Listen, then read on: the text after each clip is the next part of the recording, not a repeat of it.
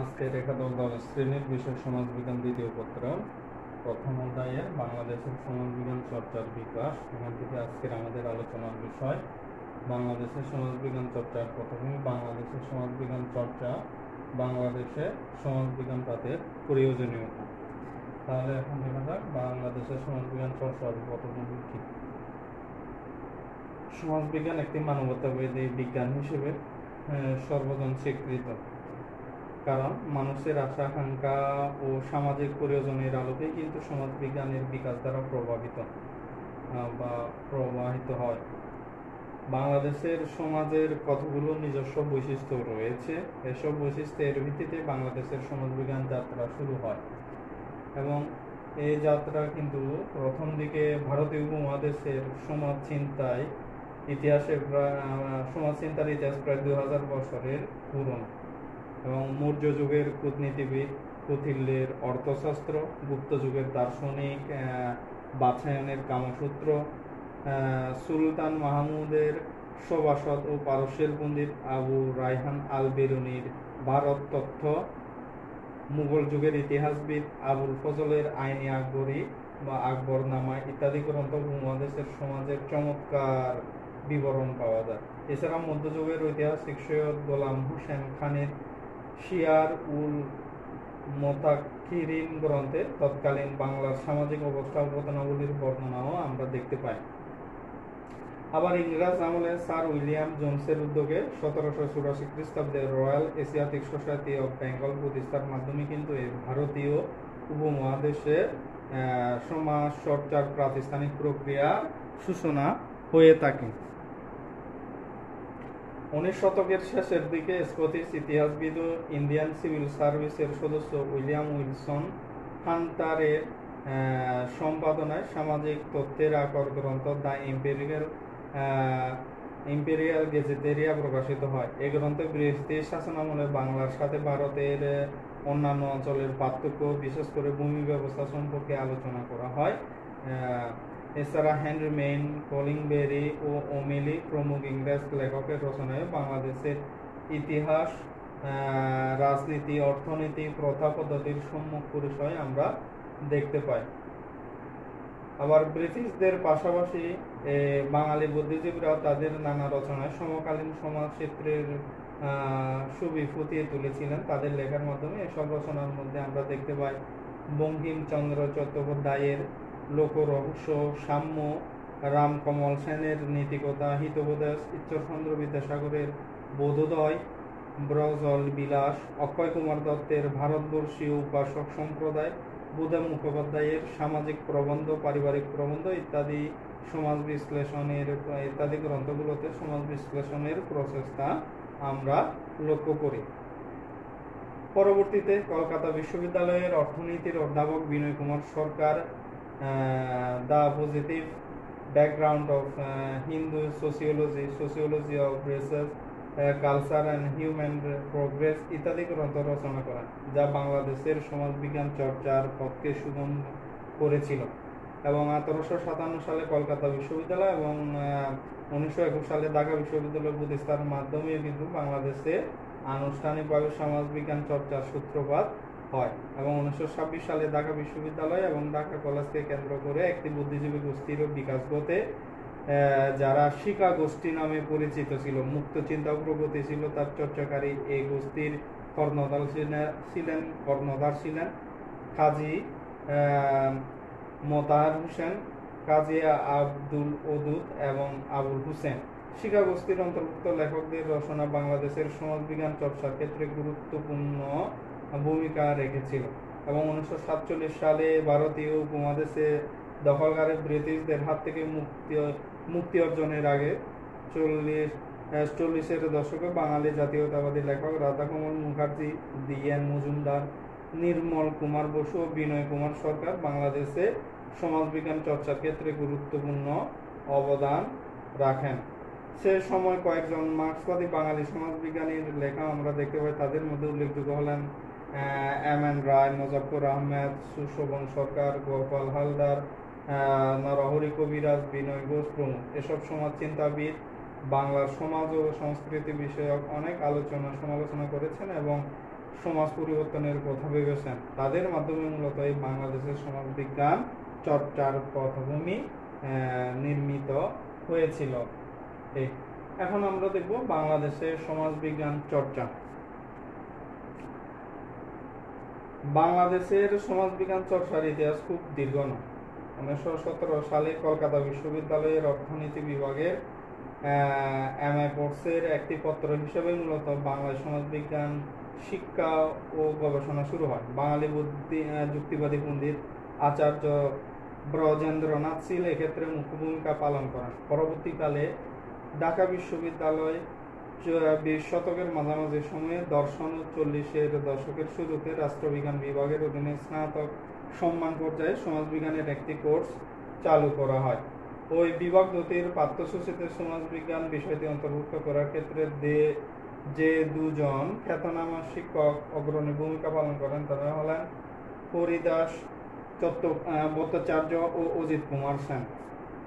এই পটভূমিতেই মূলত 20 শতকের 50-এর দশকে প্রখ্যাত ফরাসি সামাজিক নৃবিজ্ঞানী ক্লদ লেভি-ত্রস এর নেতৃত্বে ইউনেস্কোর বিশেষজ্ঞ মিশন সমাজবিজ্ঞান পাঠের প্রয়োজনীয়তার বা প্রাতিষ্ঠানিক ভিত্তি স্থাপনের জন্য ঢাকায় আছেন।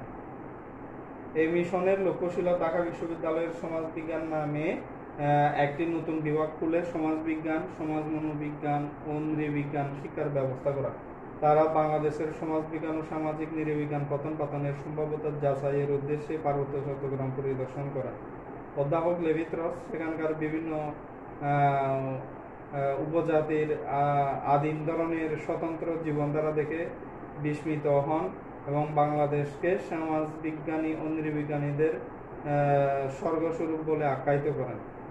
এই ফরাসি নৃবিজ্ঞানী ঢাকায় উচ্চপদস্থ সরকারি কর্মকর্তা ও শিক্ষাবিদদের এক সমাবেশে পণ্ডিতদের বাংলাদেশের সমাজবিজ্ঞান এবং সামাজিক নৃবিজ্ঞান চর্চার ক্ষেত্রে অধিকতর মনোযোগী হওয়ারও আহ্বান জানান।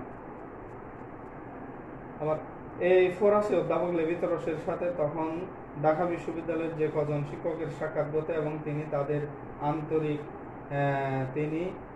যাদের আন্তরিক সহযোগিতা লাভ করেছিলেন তাদের মধ্যে ছিলেন অধ্যাপক অজিত কুমার সেন এবং A.K. নাজমুল করিম।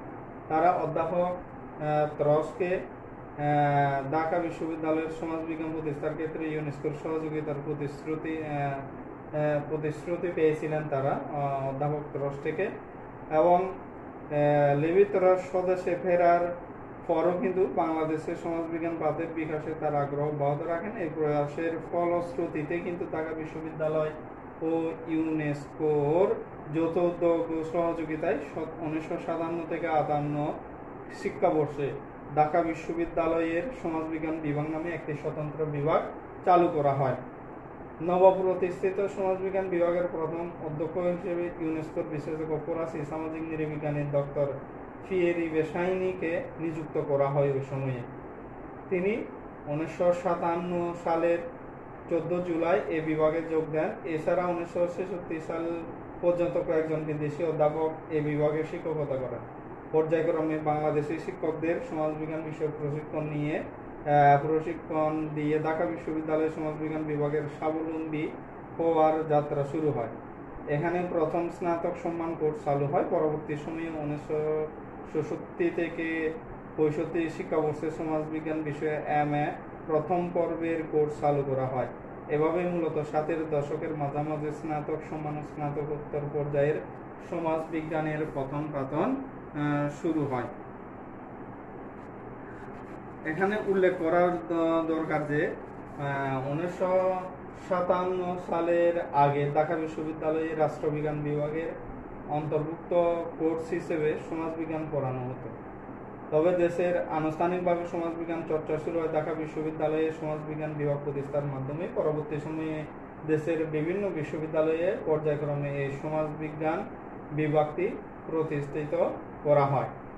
মূলত অধ্যাপক A.K. নাজমুল করিম ও তার ছাত্রছাত্রীদের ঐকান্তিক প্রচেষ্টার ফলে কিন্তু এদেশে সমাজবিজ্ঞানের পঠন পাঠন ও আলোচনা বিস্তৃতি লাভ করে। এই অবদানের কারণে অধ্যাপক A.K. নাজমুল করিমকে বাংলাদেশের সমাজবিজ্ঞানের জনক বলে অভিহিত করা হয়।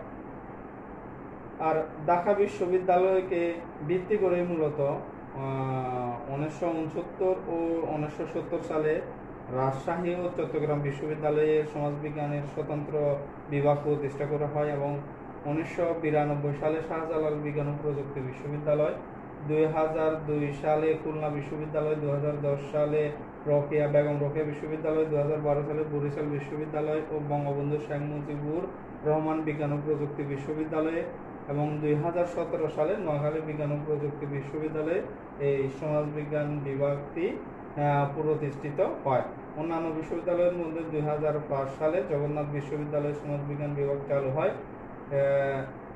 উল্লেখ্য যে ঢাকার ঐতিহাসিক বা ঐতিহ্যবাহী এই জগন্নাথ কলেজকে 2005 সালে বিশ্ববিদ্যালয় ঘোষণা করা হয়।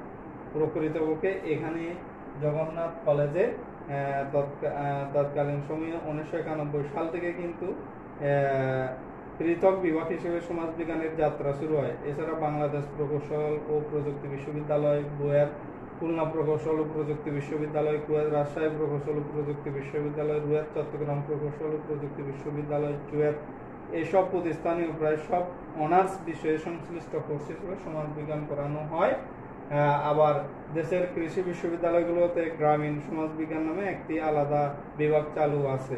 সব মেডিকেল বিশ্ববিদ্যালয় ও কলেজেও কমিউনিটি মেডিসিন নামে সমাজবিজ্ঞানের একটি কোর্স পড়ানো হয়ে থাকে। পাশাপাশি জাতীয় বিশ্ববিদ্যালয়ের অন্তর্ভুক্ত বেশ কিছু কলেজের স্নাতক ও স্নাতকোত্তর পর্যায়ে এই সমাজবিজ্ঞান পড়ানো হয়।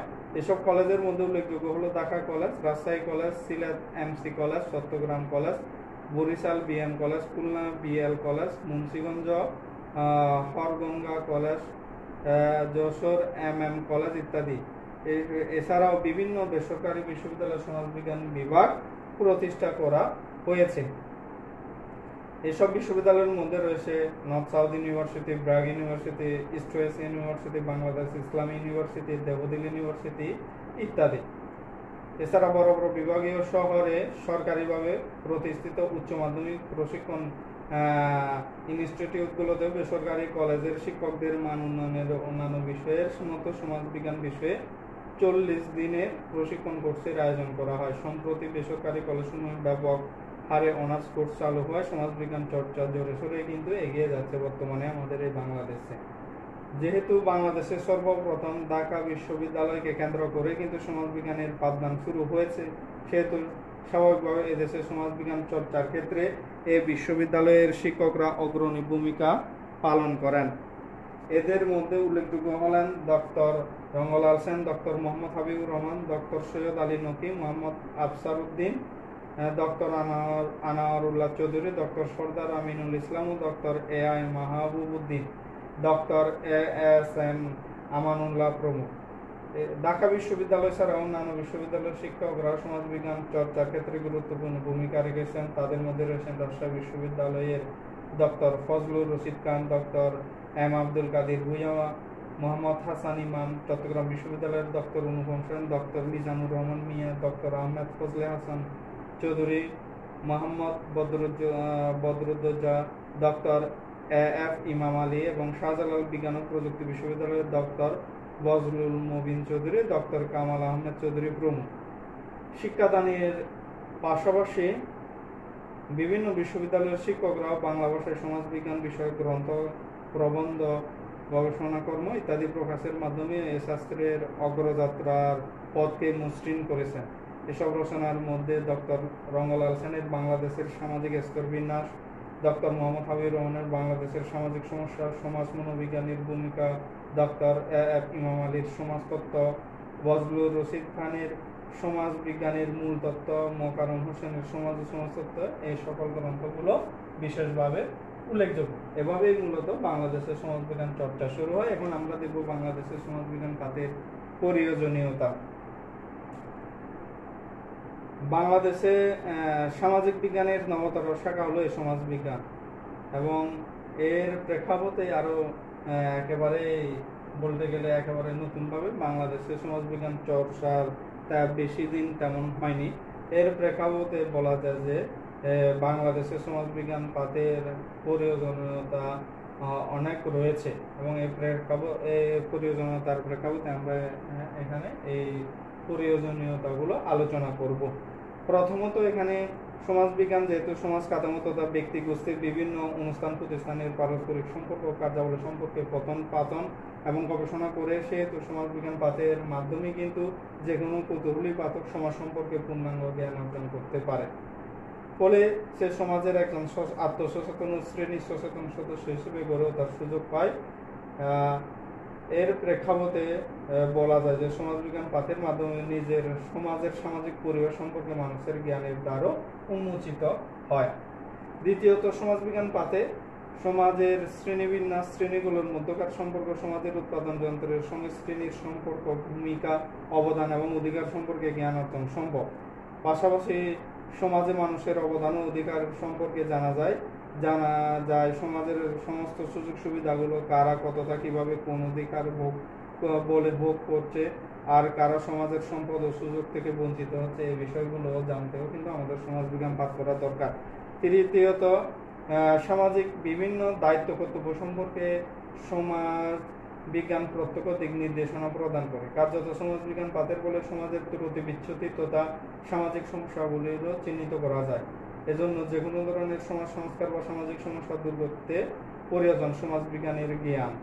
এর প্রেক্ষাপটেও আমাদের এই বাংলাদেশের নানা ধরনের সমস্যাগুলো দূর করার জন্য এই সমাজবিজ্ঞান পাঠ করা, সমস্যাগুলো সম্পর্কে জ্ঞান লাভ করতে আমাদের সমাজবিজ্ঞান পাঠ করা দরকার। চতুর্থত, আধুনিক যুগে বিভিন্ন দেশে সামাজিক অগ্রগতিকে ত্বরান্বিত করতে নানাবিধ অর্থনৈতিক পরিকল্পনা গ্রহণ করা হয়। উন্নয়নশীল দেশ বা সমাজে দ্রুত শিল্পায়ন নগরায়ন ঘটতেছে, শিক্ষা ও সংস্কৃতিতেও পরিবর্তন আসতেছে, কিন্তু কাদের জন্য এই পরিকল্পনা, সমাজের কোন কোন শ্রেণীর মানুষ এতে কতটা উপকৃত হবে, সমাজ জীবনে শিল্পায়ন নগরায়নের কি প্রভাব পড়ছে বা পড়বে, এসব পরিকল্পনা মানবাচরণ তথা সামাজিক সম্পর্কের উপর কী ধরনের প্রভাব রাখবে, উন্নয়ন পরিকল্পনা কতটা কিভাবে ফলপ্রসূ করা যাবে, অর্থনৈতিক উন্নয়নের পথে সামাজিক, সাংস্কৃতিক এবং